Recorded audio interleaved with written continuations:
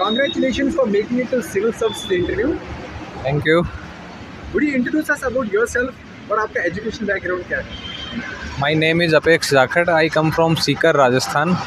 I have graduated from Ramjas College, University of Delhi. This is my 5th attempt at UPSC and 4th interview. आपका bachelors किस में था? Physics honors में. Physics honours में।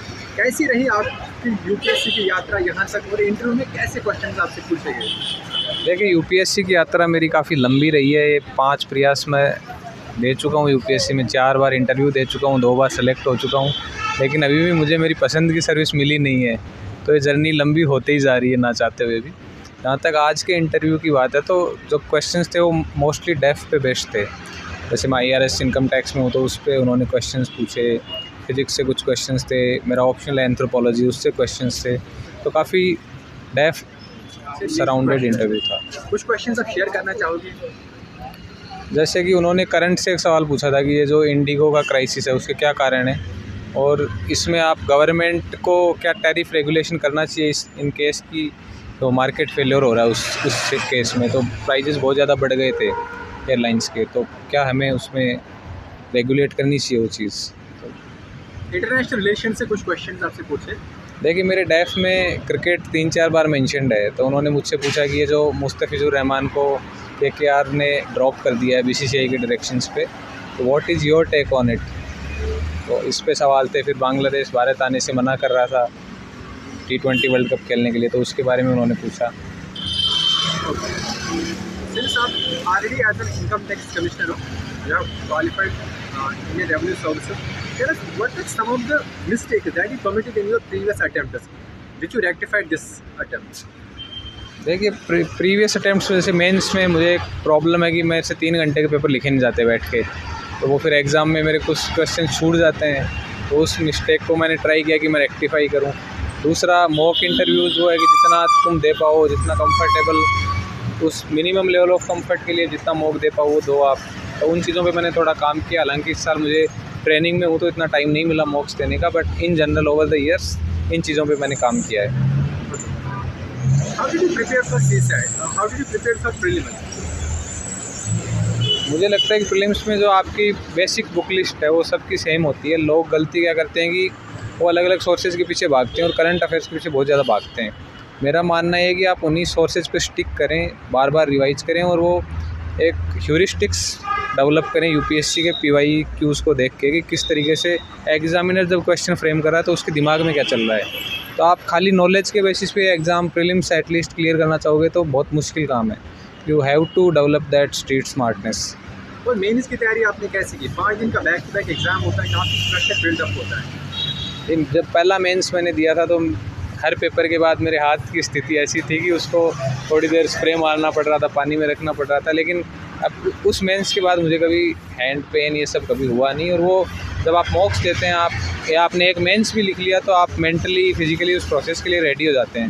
बाकी content wise तो आपको पढ़ना ही है। जो पहली बार मेंस दे रहा है उनको किन किन बातों का ख्याल रखना चाहिए? पहली बार मेंस दे रहे हैं उनको सबसे पहले तो ओवर थिंकिंग नहीं करनी चाहिए कि ये हो गया वो हो गया। मेंस में ज़्यादातर क्वेश्चंस ऐसे होंगे जिन पे आप लिख पाएंगे, क्योंकि मेंस का जो सिलेबस है वो बहुत वेल डिफाइंड है। प्रीलिम्स में यूपीएससी कुछ भी पूछ लेता है, मेंस में सिलेबस से ही सवाल आते हैं। तो आपका पहला प्रयास यही होना चाहिए कि मैं पेपर पूरा कराऊँ, 20 के 20 सवाल पेज पूरे भर दूँ। और दूसरा उसके बाद आप ट्राई करिए कि हर क्वेश्चन में आप स्ट्रक्चर मेंटेन करें। कंटेंट अगर आपका बहुत अच्छा है तो वो और अच्छी चीज़ है। तो ये मिनिमम चीज़ें आप इंश्योर करने की ट्राई करें। आपने बात की कि मेंटल हेल्थ और यूपीएससी की प्रिपरेशन के बारे में आपके क्या विचार है?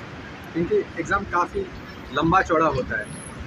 देखिए मेंटल हेल्थ तो ऑब्वियसली एक बेसिक प्री रिक्वायरमेंट है, not only for UPSC, for life in general. तो वही है कि आप अपनी इस जर्नी में अकेले खुद को ना पाएँ, फ्रेंड्स फैमिली है उनसे कनेक्टेड रहें। मतलब आइसोलेटेड आप जितना रहेंगे तो जैसे ही सेटबैक आएगा तो आपको संभालने वाला कोई नहीं होगा उस टाइम पे। तो you should be connected with people, not isolate yourself.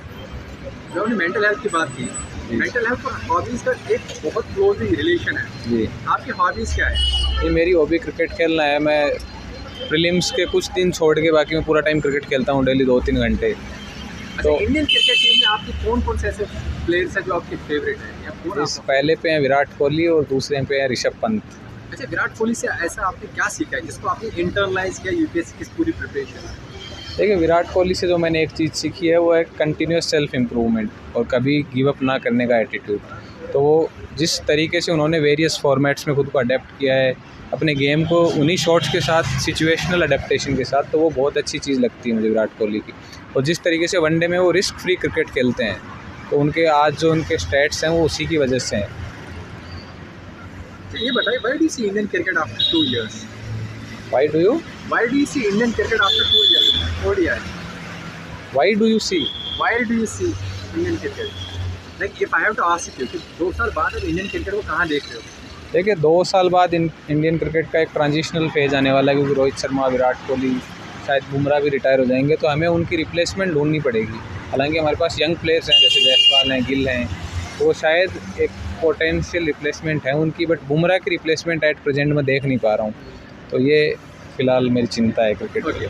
How was the night before interview और अब आपको कैसा फील हो रहा है? देखिए, मेरा चौथा इंटरव्यू था, तो मेरे को एज सच वो तो था नहीं कि कुछ बहुत ज़्यादा अलग होने वाला है या कुछ, बट वही है कि अभी हो गया है, तो वो कुछ टाइम तक क्वेश्चंस चलेंगे दिमाग में कि इसका मैं ये बोल देता, that is a part of the process. अच्छा, लास्ट क्वेश्चन आपसे, आपने यूपीएससी की इस पूरी जर्नी में क्या सीखा अपनी पर्सनल लाइफ में? यूपीएससी की पूरी जर्नी में मैंने यही सीखा है कि आप हर टाइम पे मतलब खुद को प्रायोरिटाइज़ करिए। आप खाली एग्ज़ाम को आइसोलेशन में मत देखिए, it is a part of your life, don't make it your entire life. तो क्योंकि हो सकता है कि आपके सेटबैक, जब जिस टाइम पे सेटबैक आएगा, अगर आपका पूरी लाइफ इसी पे सेंटर्ड है, तो उस सेटबैक से आप निकल नहीं पाओगे। तो आप अपनी ओवरऑल लाइफ को मत छोड़िए, उसको एक smaller part, treat it like an exam, don't make it your life, that is my whole point. Thank you so much. Thank you.